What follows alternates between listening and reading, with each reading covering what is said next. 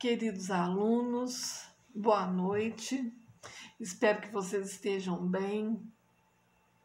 Eu sei que todas as vezes que eu venho aqui eu gosto de dizer isso, né? Mas é porque é verdade, né? Eu realmente espero que vocês estejam passando aí por essa quarentena de forma bem tranquila, tá? É, eu fico muito feliz de vir aqui, né, para gravar esse vídeo, porque é uma forma da gente ficar mais perto. Eu sinto muita saudade de vocês e isso me dá uma esperança danada, assim, de que em breve nós estaremos juntos novamente em sala de aula. E queria também, moçada, reafirmar, né, aquilo que eu já venho dizendo, né, que vocês podem contar conosco, né, com os professores da Factos, podem contar comigo para qualquer coisa, né, não só para tirar dúvidas aí em relação à nossa disciplina, mas também a qualquer situação da vida de vocês. Nós, além de professora de vocês, eu sou amiga de vocês, tá? Vocês têm meu telefone, meu WhatsApp, fiquem à vontade, tá, moçada? Eu estou aqui para servi-los e à disposição de vocês, viu? Eu sei que eu poderia dizer isso ao final, mas já vou dizer de antemão, vocês mesmo moram no meu coração, tá? De verdade. Bom, a nossa aula de hoje tem como tema a eficácia da lei no tempo e no espaço. Eu vou fazer uma breve nota introdutória só para nós lembrarmos algumas coisas que nós já falamos antes. Nós sabemos que uma lei ela precisa passar por um processo legislativo.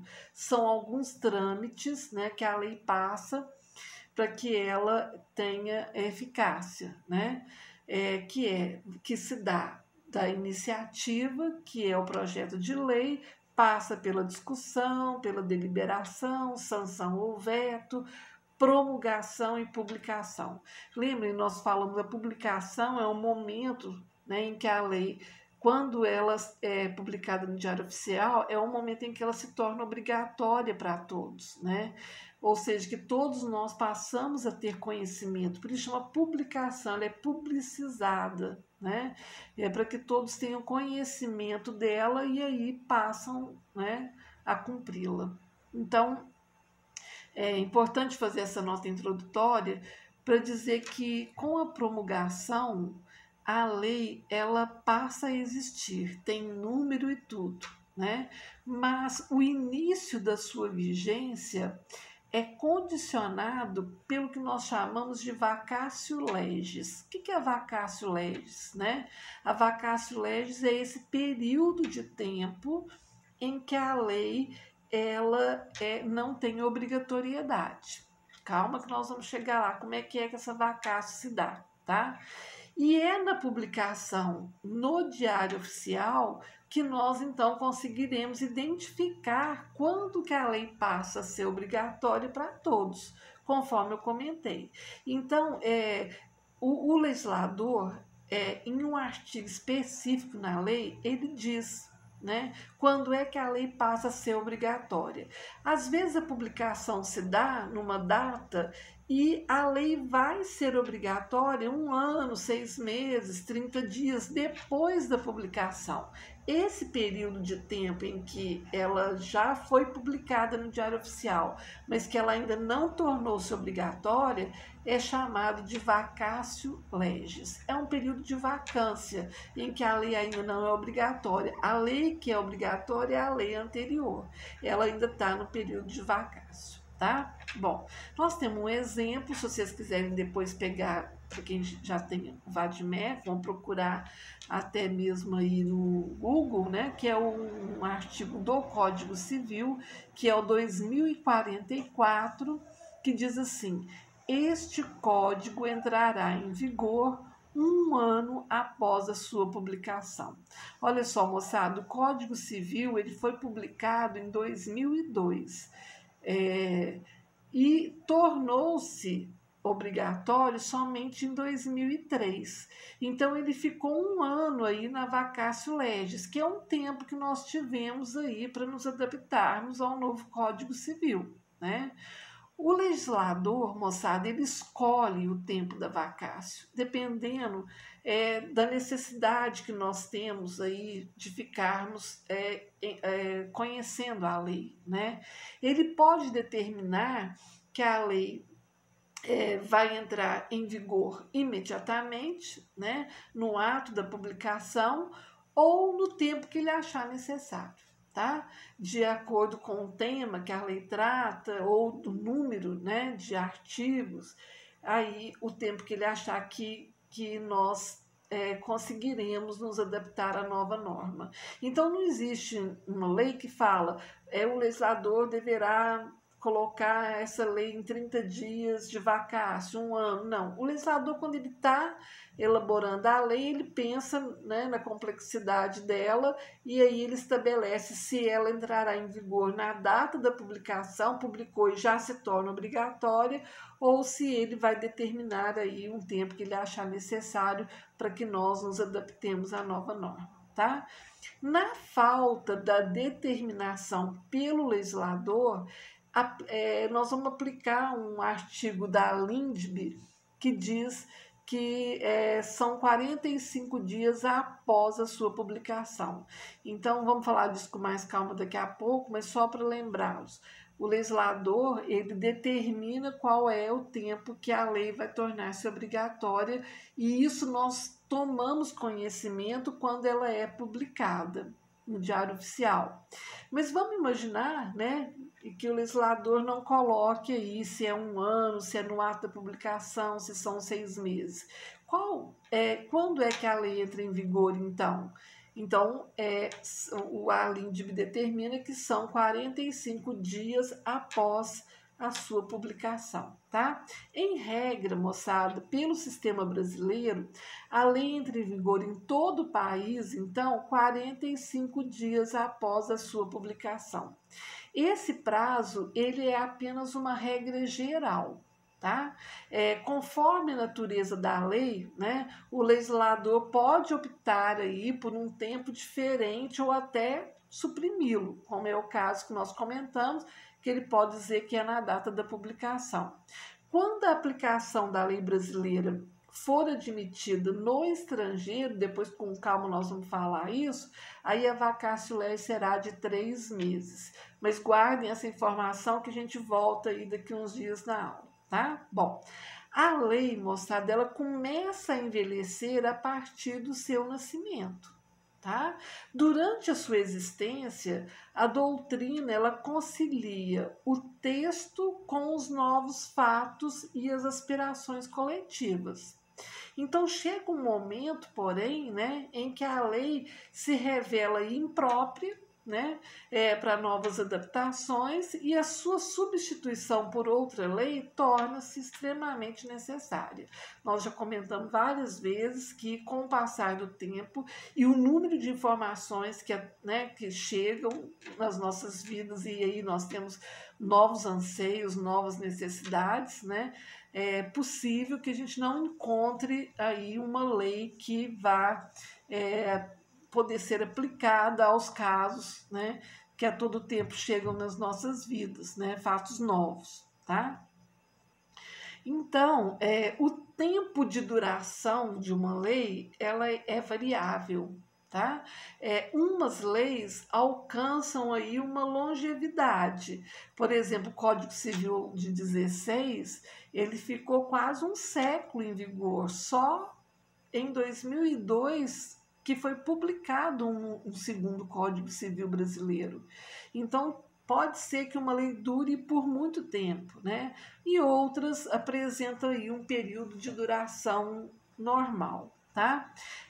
Bom, a perda da vigência, ela pode ocorrer nas seguintes hipóteses. Quando uma lei é revogada por uma outra lei, porque só revoga uma outra lei, né? Pelo decurso do tempo, vamos imaginar que o legislador disse que ela ia perdurar aí por 3 meses, por 6 meses, por um ano, acabou o tempo, ela parou de ter vigência, né, de ter obrigatoriedade, e pelo desuso, que é um tema que nós já estudamos, né? Bom, a revogação de uma lei, então, ela só pode ocorrer por uma outra lei, tá? E pode ser de forma total, né? Uma lei nova vem e tira toda a obrigatoriedade da lei antiga, e aí essa revogação total é chamada de abrogação, né? Ou pode ser parcial, que é o chamado de derrogação. Então, revogação é gênero, do qual tem duas espécies, que é a revogação total da lei, que é tirar toda a obrigatoriedade dela, chama abrogação, ou a revogação do tipo derrogação, que é quando uma lei nova vem e tira parte, né, da obrigatoriedade dessa lei. Parte continua existindo e parte se torna e não se torna mais obrigatória. A revogação, moçada, ela pode ser expressa ou tácita, né? Que quer dizer isso? Quando é que ela é expressa? Quando a lei nova determina especificamente a sua revogação, né? Ela fala, fica revogada a lei anterior. Ela expressamente, ela coloca por escrito isso em um artigo específico na lei, tá? É o caso do artigo 2045 do Código Civil. Se vocês quiserem consultar, é bem bacana, né? Ele fala assim: revogam-se a lei 3071 de 16, que é o Código Civil, e a parte primeira do Código Comercial. Então, o Código Civil de 2002, que é o segundo Código Civil brasileiro que nós temos, ele, no artigo 2045, de forma expressa, ele, olha só, abrogou, houve uma revogação total da Lei 3071 de 16, tirou todo o Código Civil de 16 da sua obrigatoriedade, que era a lei anterior, e derrogou a primeira parte do Código Comercial, que também com calma nós vamos ver isso. Então, foi expresso, né? Ou seja, a própria lei já vem determinando a revogação, o que é muito bom porque nos traz aí uma segurança jurídica, tá? Já a revogação tácita, como ela não está expressa, né? Ela já me traz uma maior insegurança, porque eu tenho que fazer algumas análises, né? Então, ela se opera sob duas formas. Quando a lei nova dispõe de maneira diferente sobre um assunto contido no anterior, né? Estabelecendo-se assim um conflito entre as duas leis. Esse critério de revogação é quando a lei posterior revoga a lei anterior. Então, vamos imaginar, né, que eu tenho uma lei lá, lei número 1 de 2010. Aí vem uma lei nova de 2020 dizendo a mesma coisa que a lei de 2010 dizia, né? Então, aqui nós temos uma forma de revogação tácita, tá? Que existe um conflito, né, entre as leis, porque elas tratam do mesmo assunto de forma diferente e uma tem que prevalecer sobre a outra. Então, esse critério de revogação é quando a lei posterior, a mais nova, né, tira a obrigatoriedade da antiga, revoga a lei anterior. Nós chamamos isso de critério cronológico, que é a lei posterior revoga a lei anterior. Segundo, quando a lei nova, ela disciplina inteiramente assuntos abordados em lei anterior. Qual é esse critério? É o critério da especialidade. Então, vamos imaginar que eu tenho uma lei especial que vai tratar de um assunto que está dentro da lei geral. E aí, se ela é específica sobre o assunto, ela revoga aquilo que a lei geral já trazia. Vou dar um exemplo. Vamos falar sobre lá no direito de família. O Código Civil de 2002, ele trazia algumas normas sobre a questão da união estável, né? Quando é que se enquadraria, né, aquela situação de pessoas que estão juntas como união estável ou não. Aí veio uma lei posterior ao Código Civil de 2002, duas leis até, que trataram especificamente da união estável, de forma diferente que o Código Civil dispunha. Então, essa lei é especial porque ela trata especialmente de um assunto e aí ela revoga um assunto que está previsto pela lei geral. Esse critério é chamado de critério da especialidade. A lei especial revoga o assunto previsto na lei geral, né? E, por fim, o critério hierárquico, que é quando a lei hierarquicamente superior revoga a hierarquicamente inferior. Nós já até fizemos aí uma pirâmidezinha, colocando a Constituição Federal no hierarquicamente superior às demais. Então, por isso que quando a gente faz a leitura de uma lei infraconstitucional, abaixo da Constituição, ela tem que estar em consonância aos ditames da Constituição Federal, né? Vou dar um exemplo. O Código Civil de 16, ele dizia assim que homens e mulheres eram diferentes em relação aos deveres e direitos no âmbito da família, né? Que o homem era o chefe da sociedade conjugal. Aí veio a Constituição de 88 e disse, não, homens e mulheres são iguais perante a lei. Então, como a Constituição é uma norma hierarquicamente superior, ela revogou esse dispositivo do Código Civil de 16. Ou seja, porque aí eu tenho um critério hierárquico que a lei que é hierarquicamente superior revoga a hierarquicamente inferior, especialmente quando se trata aí de normas cuja interpretação está aí a Constituição Federal como paradigma, né? Bom, a revogação, então, moçada, em princípio, ela deve ser expressa, né? Uma vez que favorece aí a compreensão da ordem jurídica e também a aplicação do direito nos casos concretos. É muito mais fácil para nós e dar uma segurança jurídica maior, né? Tem uma lei, que é a Lei Complementar 95 de 1998, que recomenda ao legislador, né, nesse sentido, ao dispor no artigo 7º o seguinte, ela fala: a cláusula de revogação deverá enumerar expressamente as leis ou disposições legais revogadas. Tá?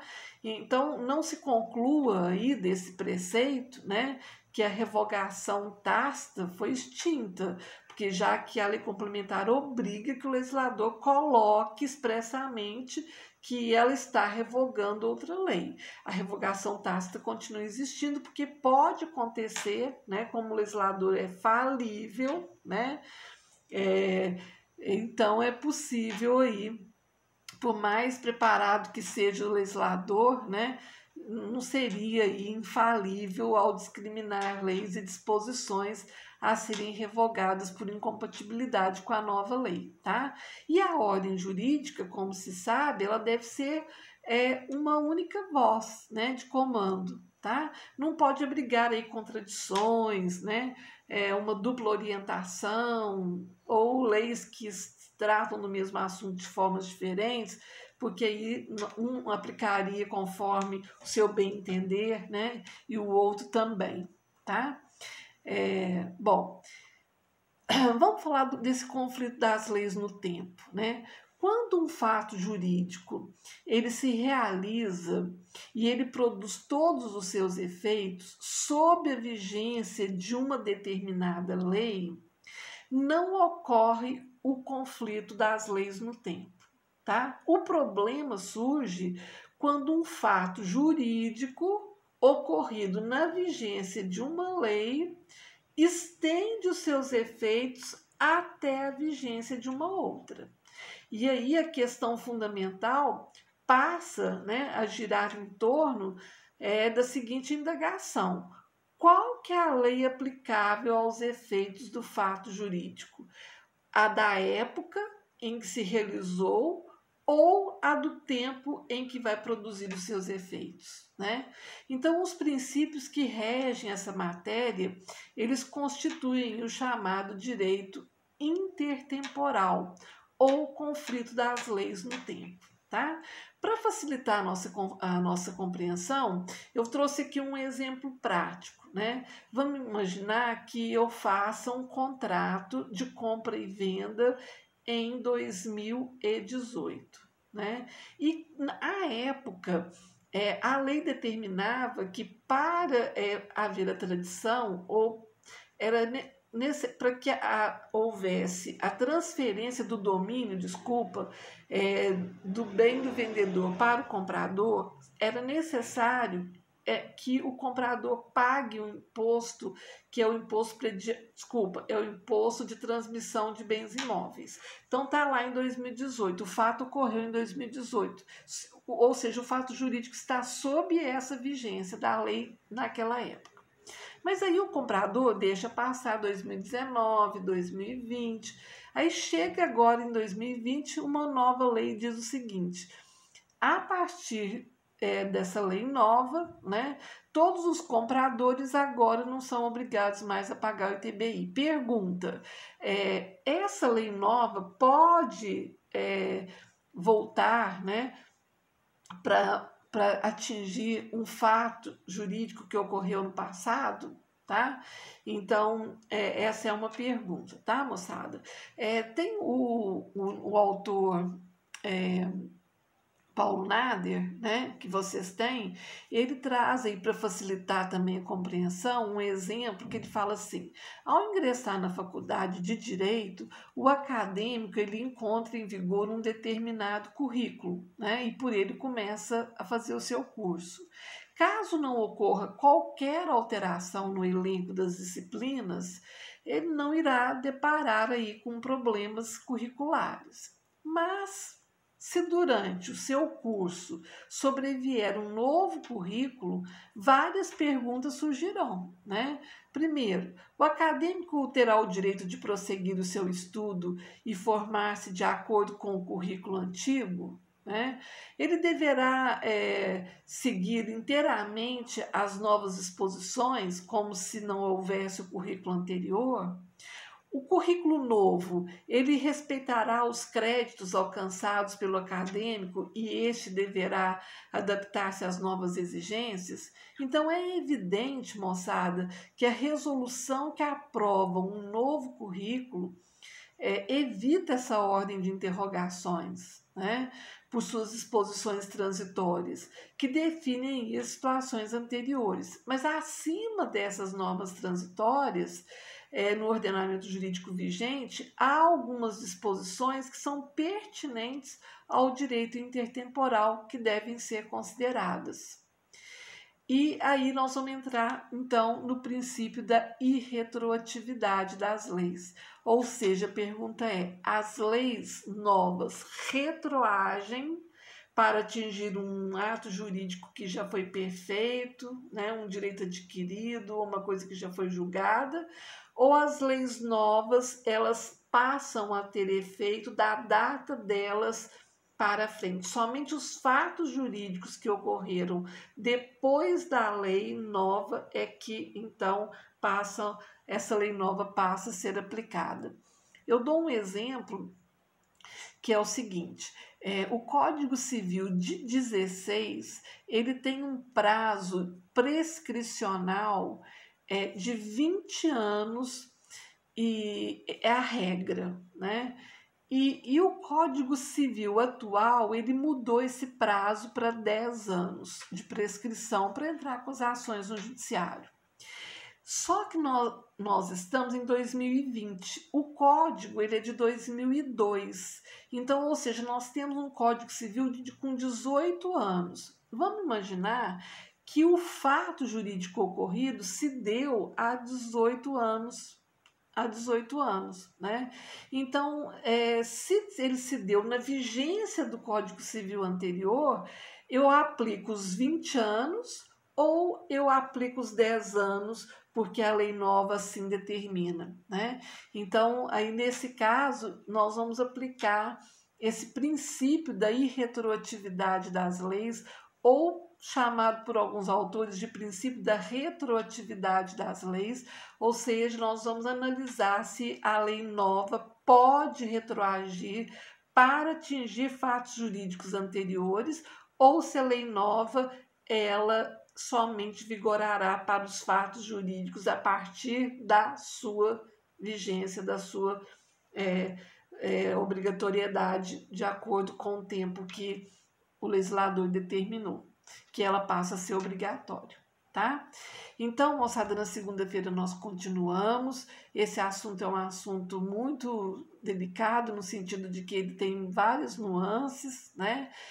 Mas a gente volta aí se precisar, tá? Fiquem tranquilos, eu venho com mais exemplos.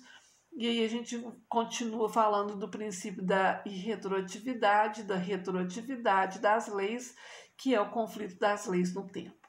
Então, até segunda, fiquem bem, um abraço apertado, estou com muita saudade e até breve.